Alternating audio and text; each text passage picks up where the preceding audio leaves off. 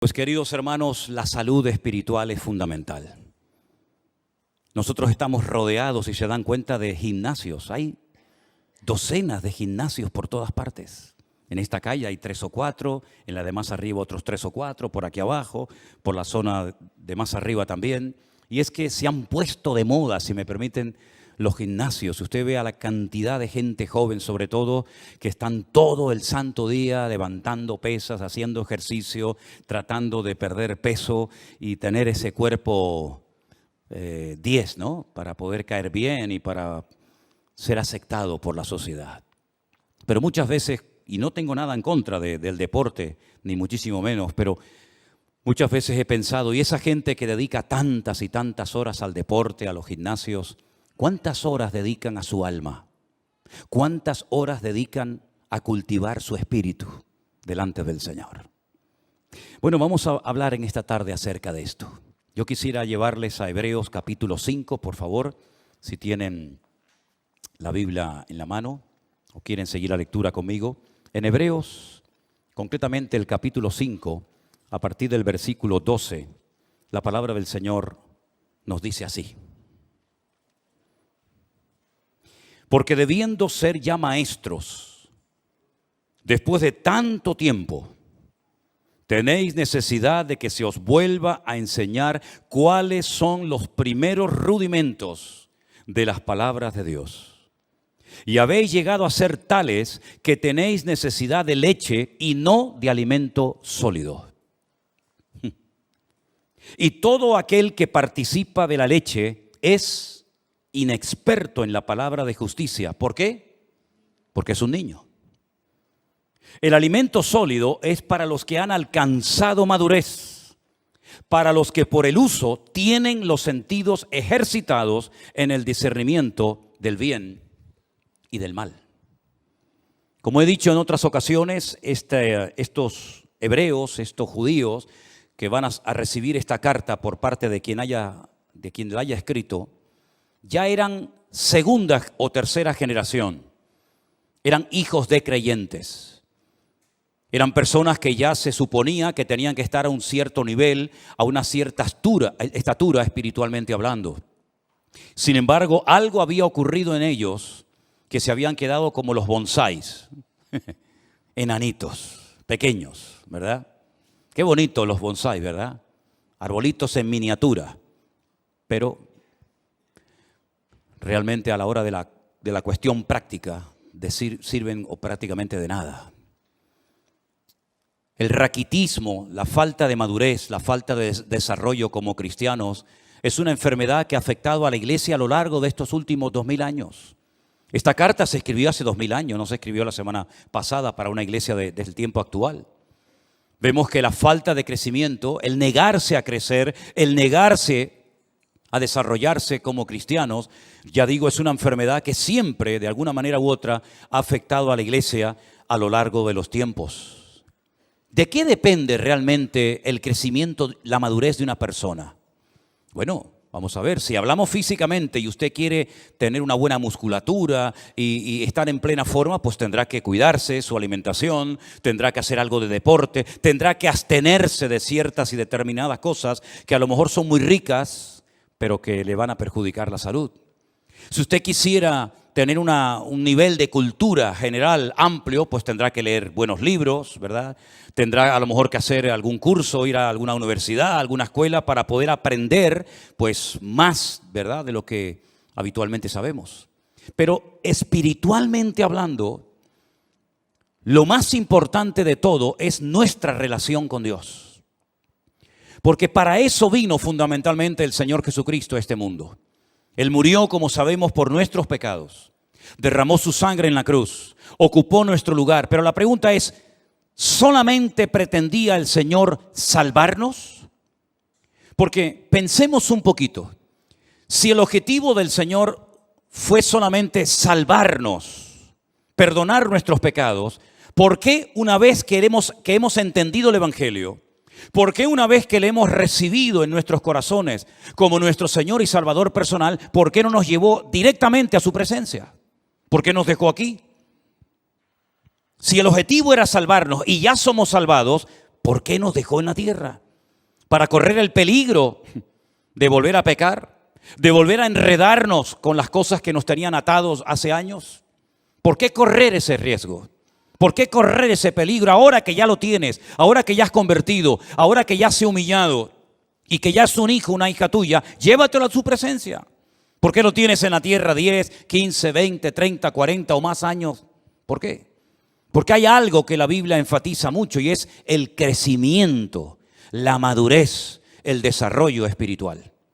Y repito, eso no depende de nadie, depende de ti, de tu nivel de interés, del esfuerzo que tú hagas por tener cada día una disciplina diaria de tener comunión y relación con Dios. No estoy hablando de religión, estoy hablando de relación. Son dos cosas completamente diferentes.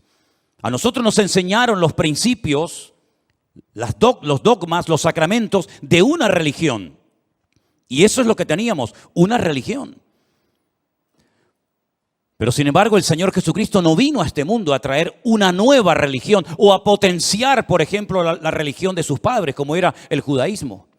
Sino Él vino para volver a conectar al hombre con Dios. Porque en un principio el hombre estaba conectado, tenía íntima comunión y relación con Dios. Adán hablaba con Dios con toda libertad, no necesitaba sacrificios, no necesitaba hacer absolutamente nada. Hablaba con Dios y Dios hablaba con él y había una relación extraordinaria. Pero eso se perdió.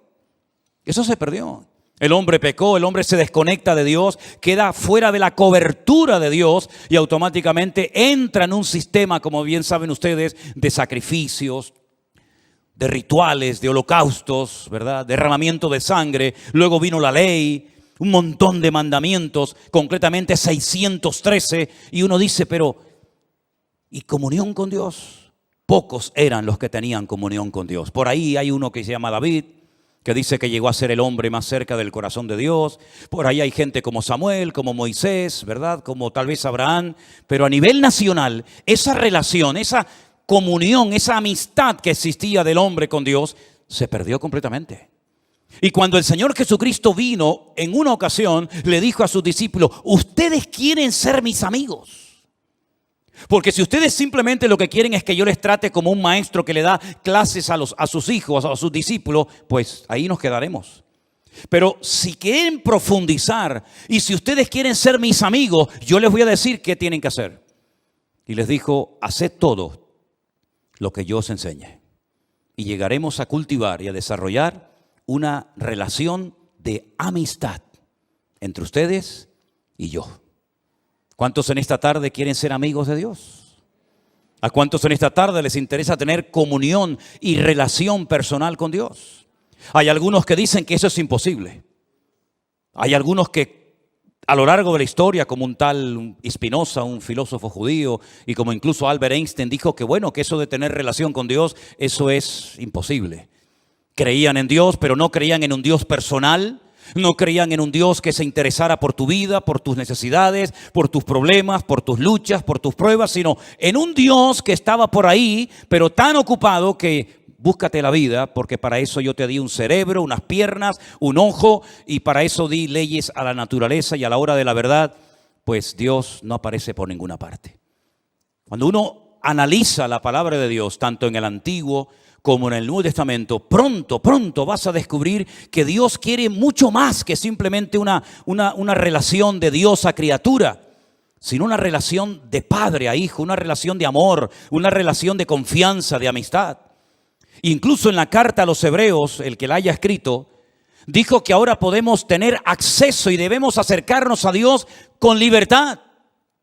No acercándonos a un Dios desconocido, frío, distante, indiferente, que es imposible conocerlo, sino todo lo contrario.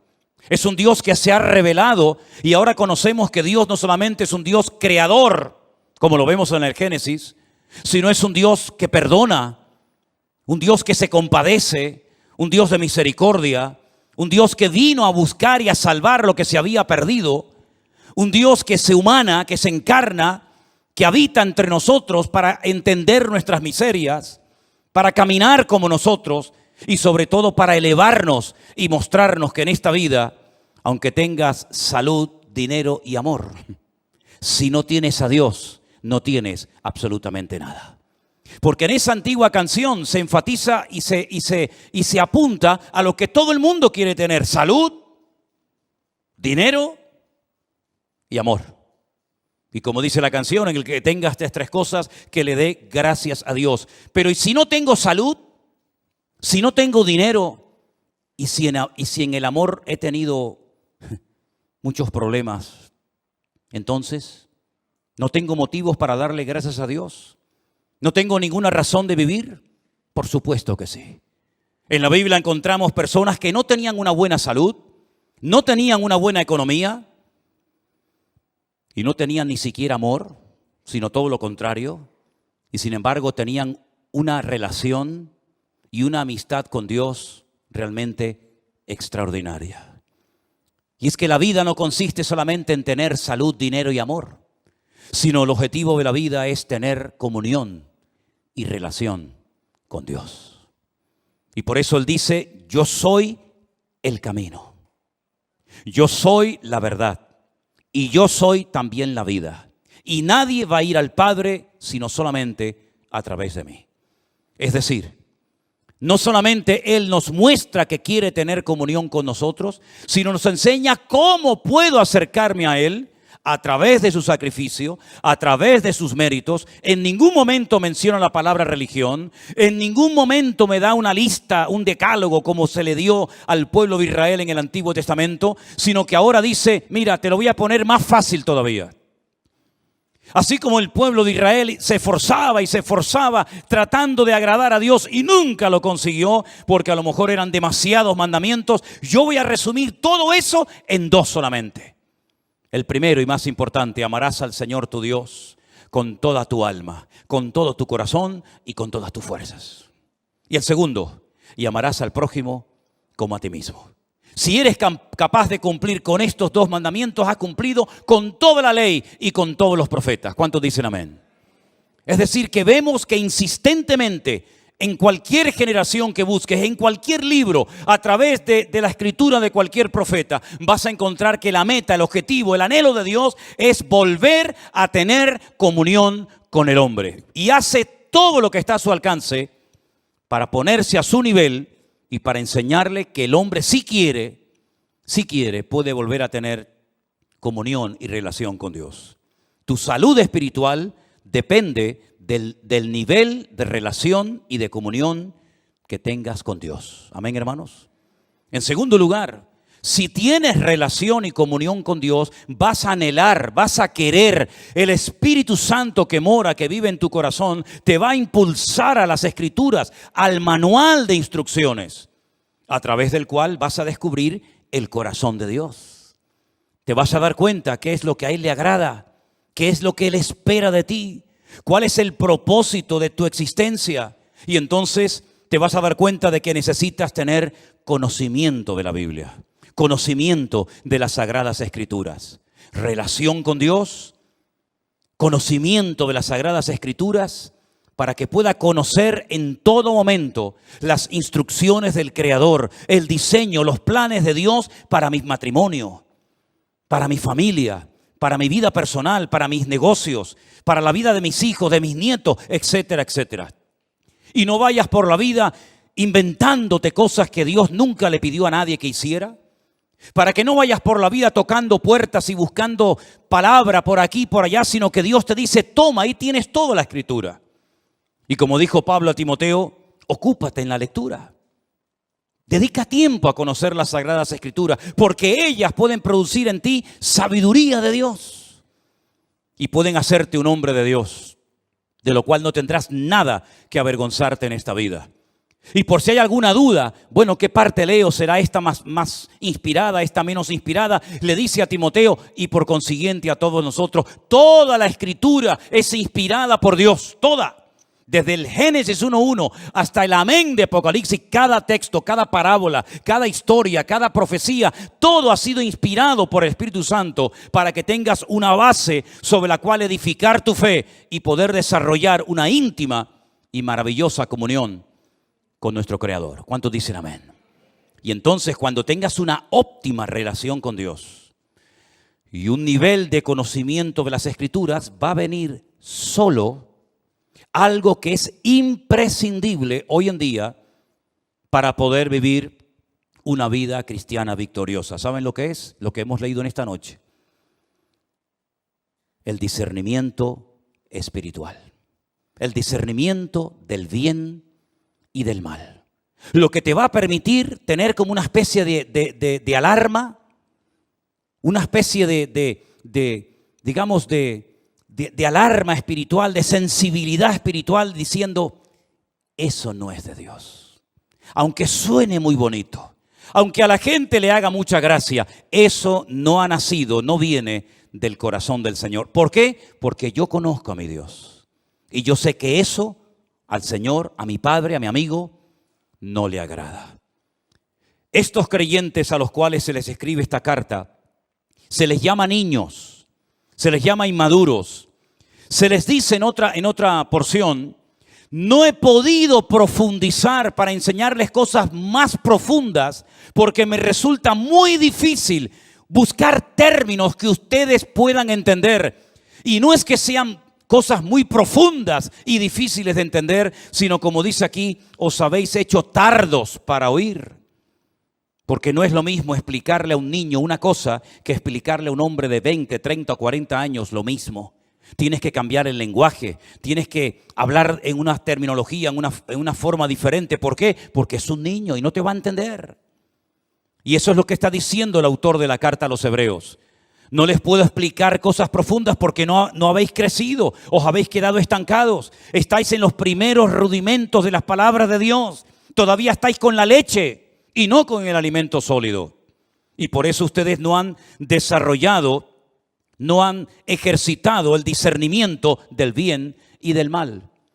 Si ustedes recuerdan el mensaje que di hace unos domingos atrás acerca de la muerte de 2 hijos del sacerdote Aarón, dice la Biblia que a partir de ese momento se les dijo a los sacerdotes del Antiguo Testamento que no entraran bajo los efectos del alcohol para que no les pasara lo mismo que les pasó a sus hijos. Pero añade a continuación, y para que en todo momento seáis capaces de discernir entre el bien y el mal, entre lo que es inmundo de lo que es puro o limpio. En otras palabras, ser cristiano no significa perder la razón, sino todo lo contrario, es recuperar la razón, el sentido, el equilibrio de las cosas. El apóstol Pablo, cuando le escribe a los romanos en una de las cartas tal vez más hermosas y profundas de todas las que se encuentran en el Nuevo Testamento, dice que Él es nuestro culto racional. No perdemos el control, no nos disparatamos, no nos volvemos locos cuando nos convertimos a Cristo, sino todo lo contrario, recuperamos la cordura que el mundo y el pecado nos arrebató cuando estábamos fuera de la voluntad de Dios y de sus caminos.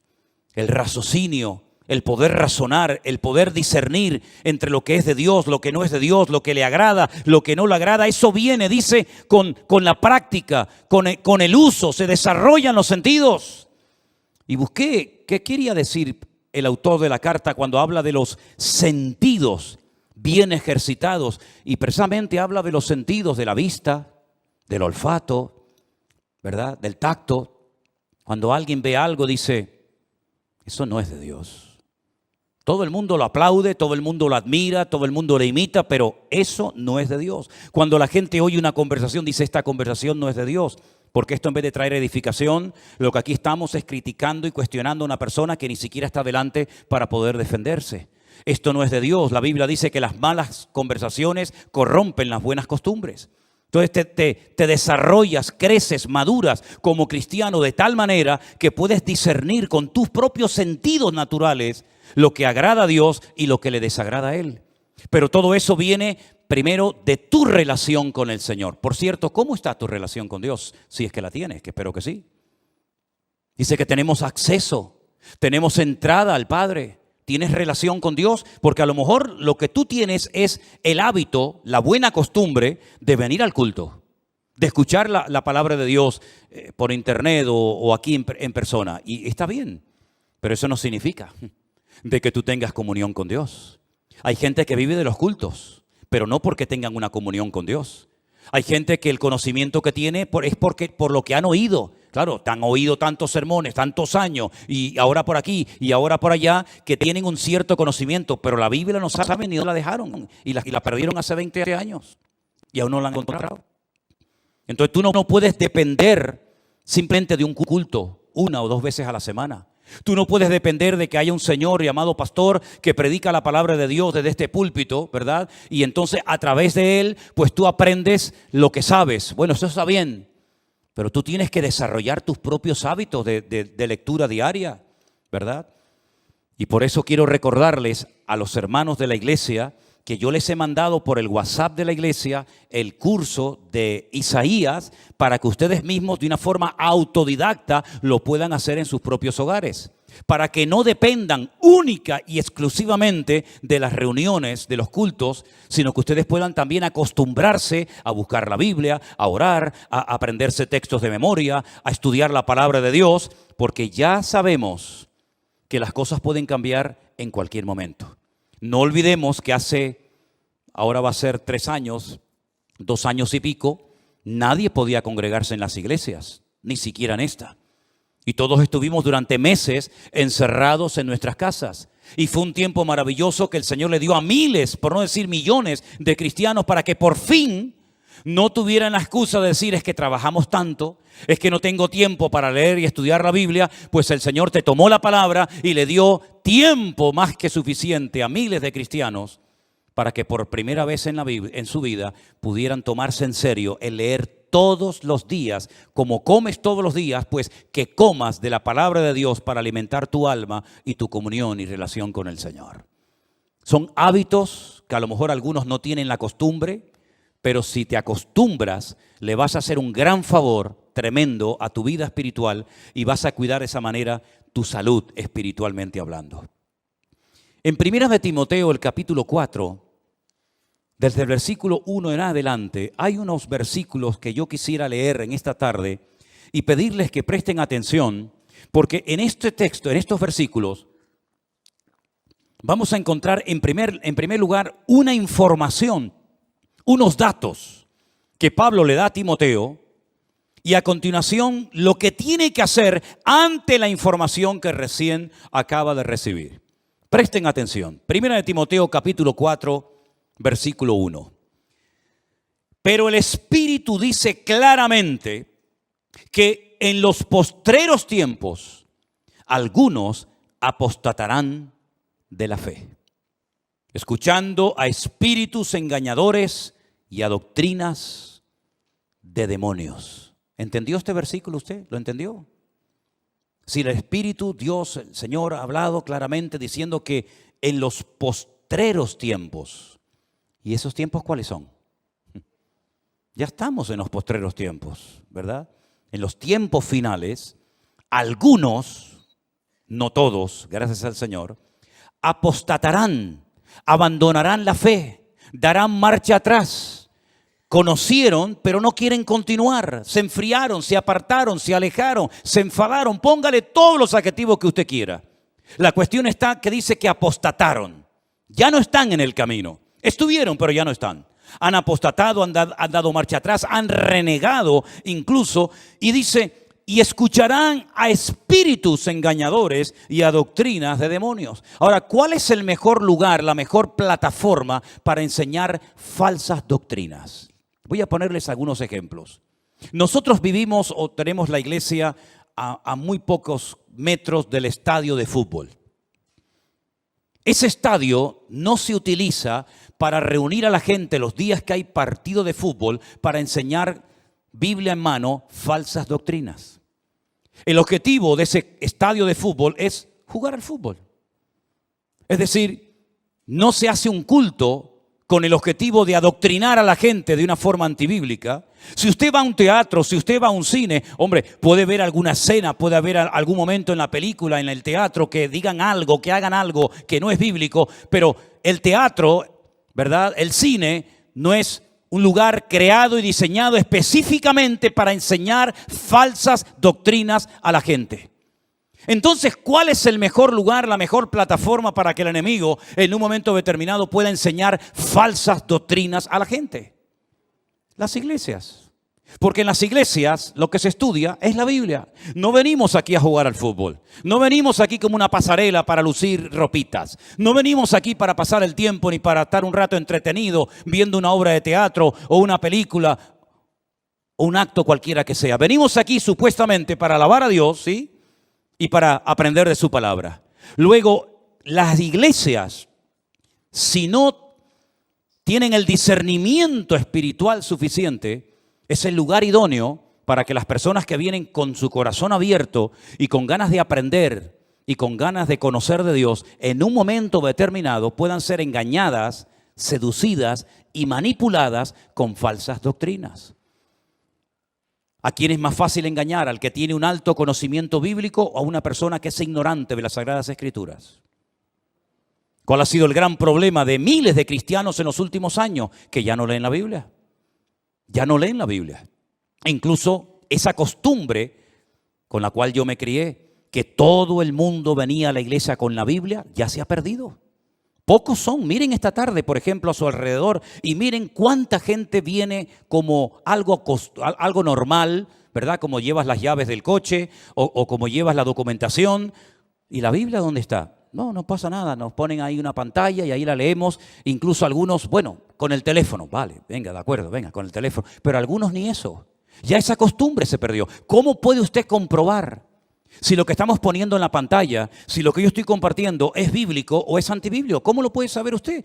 Primero, no dedica tiempo a escudriñar la palabra, no tiene un conocimiento de la Escritura, viene aquí, oye a un señor que tal vez no conoce de nada o que le une una cierta amistad o familiaridad, ¿verdad? Y entonces usted se fía. Cuidado, cuidado.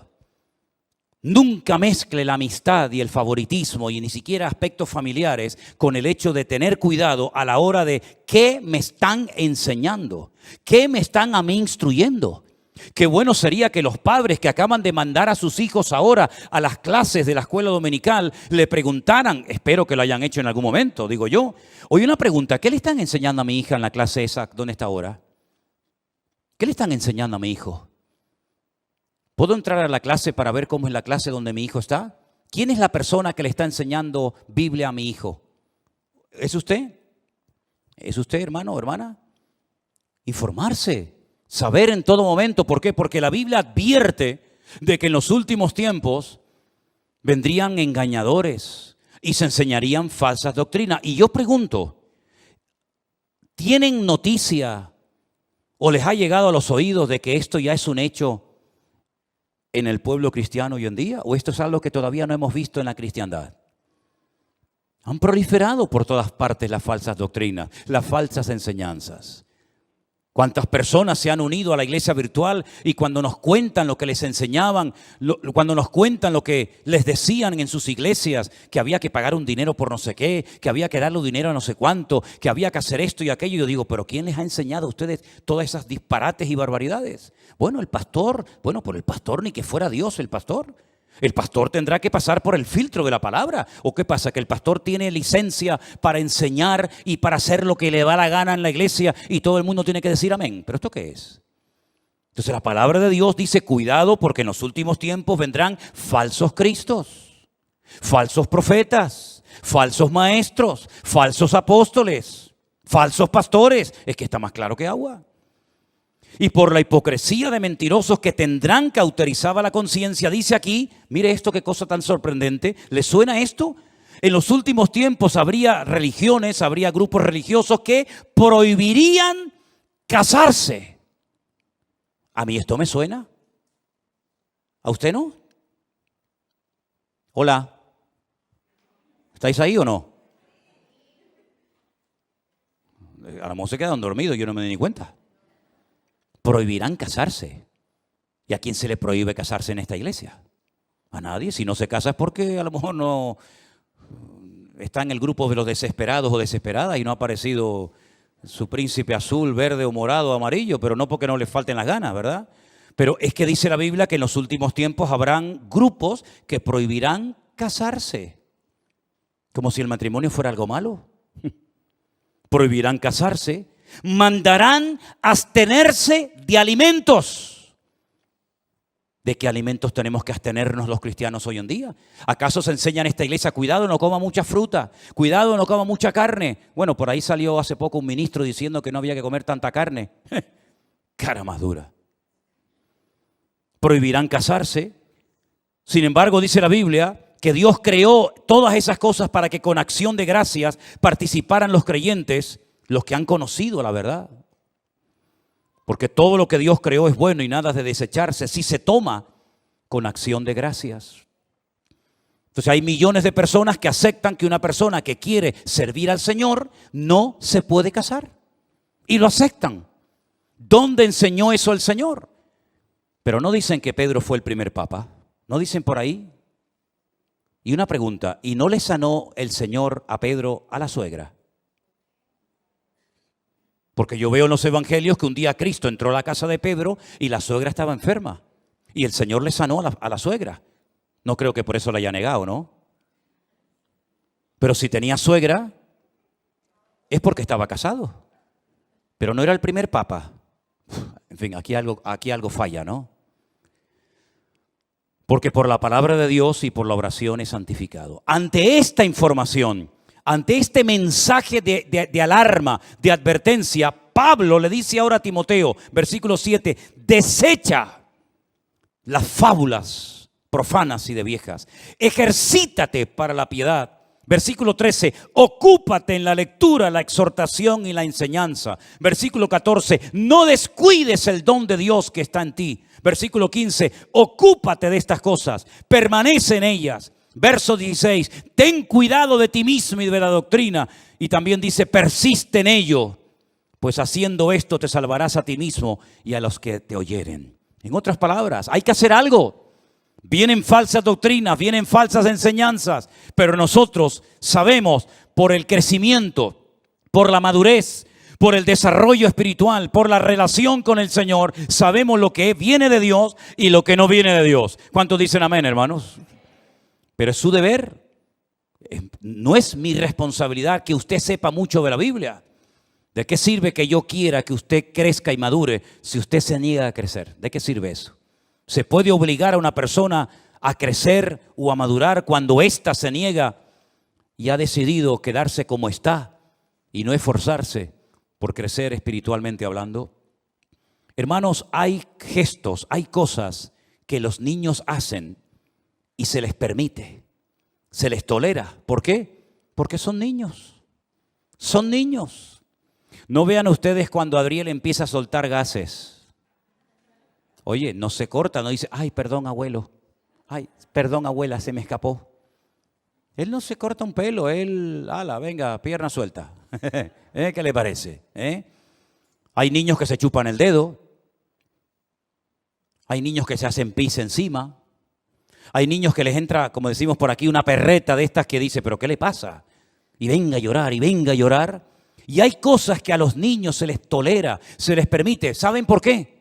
Porque son niños y se comportan como niños. Pero ahora usted imagínese ver a nuestro hermano Jair, mientras yo predico, chupándose el dedo. Nuestra hermana Marcela haciéndose sus necesidades encima.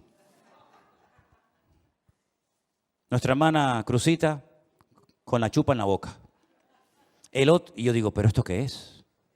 ¿Esto qué es? ¿Nos daría vergüenza, sí o no? Sí, pero hermana, ¿qué está haciendo? Hermano, córtese un poco, que le están oyendo, que le están viendo toda la iglesia.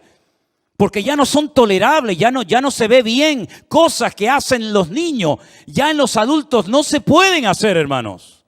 Pero es que espiritualmente pasa lo mismo. Cuando una persona empieza, cuando una persona no tiene conocimiento bíblico, cuando una persona está dando los primeros pasos, a veces cuenta cosas, a veces comparte cosas en el Facebook, a veces pone cada fotografía, a veces hace cada comentario que tú dices, es que es normal, es que es lógico. Es lógico porque, claro, si lleva 4 días en los caminos del Señor, es normal que todavía haga cosas que... Pero cuando yo era niño, dice Pablo, hablaba como un niño, pensaba como un niño, me comportaba como un niño. Mas cuando ya fui hombre, dejé lo que era de niño. Es decir, los niños se enfadan por cualquier cosa.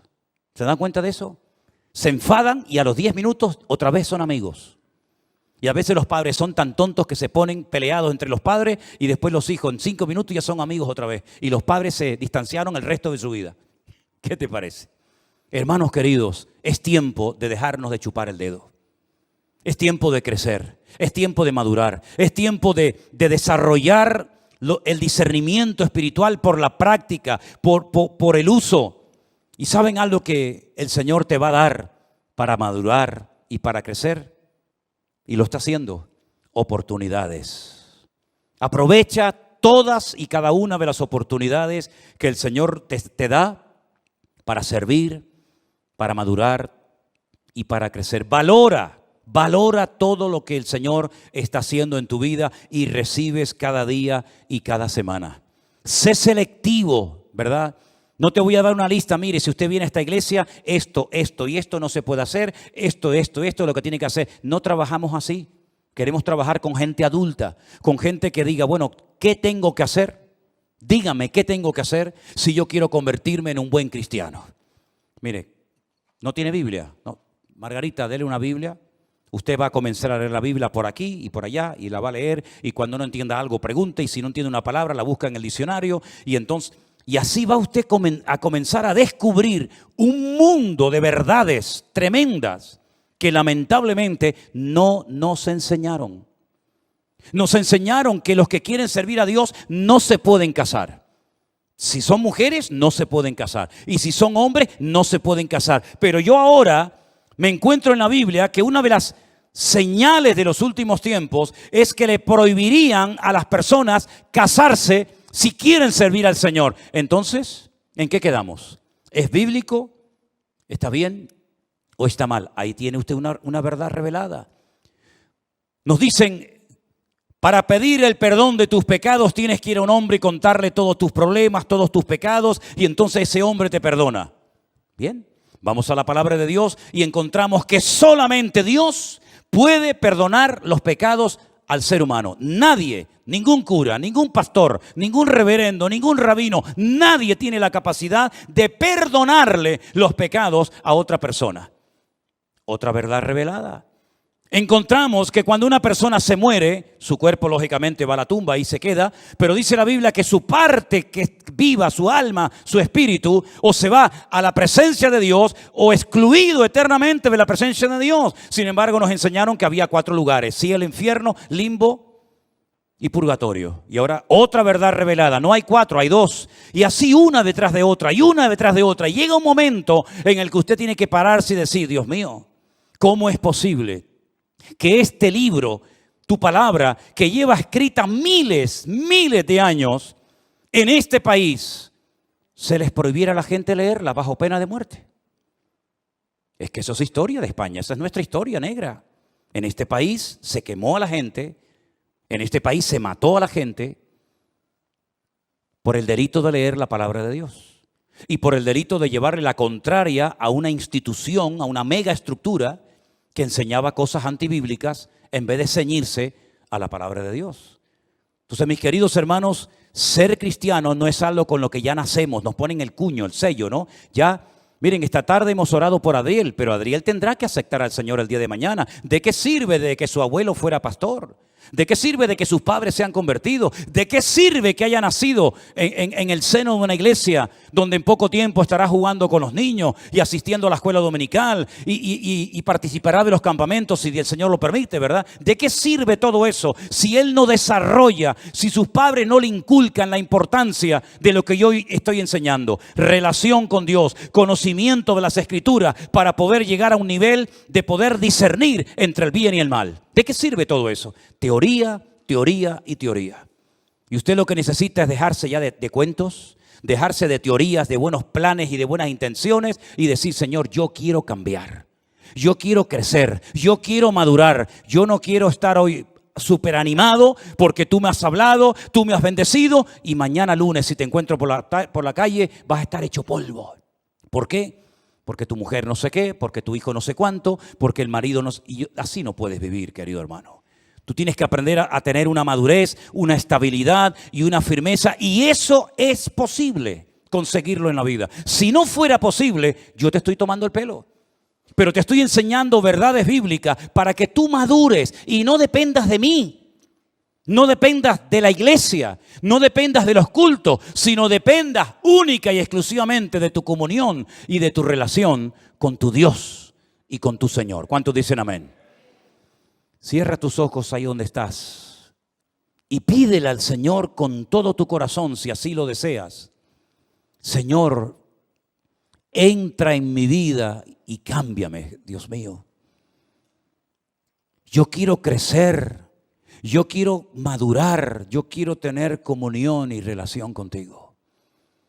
Si hubiera alguna persona ahí en su casa, en el sitio donde estás en este momento siguiendo este culto, y tú quieres recibir al Señor Jesucristo como tu Señor y Salvador personal, para comenzar hoy mismo una relación directa con Él, ahora es el momento. Has escuchado la palabra. Has escuchado la enseñanza. Ahora te corresponde a ti decir, Dios mío, perdóname. Ven a mi vida, Señor. Cambia mi corazón. Yo quiero recibir al Señor Jesús en mi corazón como mi Señor y Salvador personal. Quiero caminar contigo todos los días de mi vida, Señor.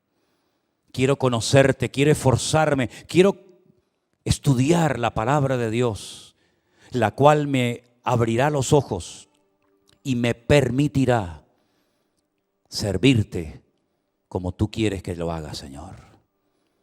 Ríndale su vida al Señor Jesús en este momento, mi querido amigo y hermano. Abra su corazón para que Él entre. Esta no es una invitación para que usted venga aquí. ¿Quiere venir aquí? Ahí están las puertas abiertas. ¿No quiere venir más? Dios le bendiga. Pero si el objetivo de esta iglesia no es que la gente venga aquí y se congreguen aquí, o los que están en su casa que formen parte de la iglesia virtual, si el objetivo es que tú conozcas a Cristo, que tú le sirvas y le honres a Él, y que te congregues donde quieras, con nosotros o en otra congregación, da igual. Pero lo importante es que tú te conectes a la fuente de la vida, al camino, la verdad y la vida, que es el Señor Jesús. Al único mediador entre Dios y los hombres, al único nombre bajo el cielo dado a los hombres a través del cual podemos ser salvos. Señor, en esta tarde nos rendimos a ti. Dígalo conmigo, hermano. Yo me rindo a ti, dígalo conmigo.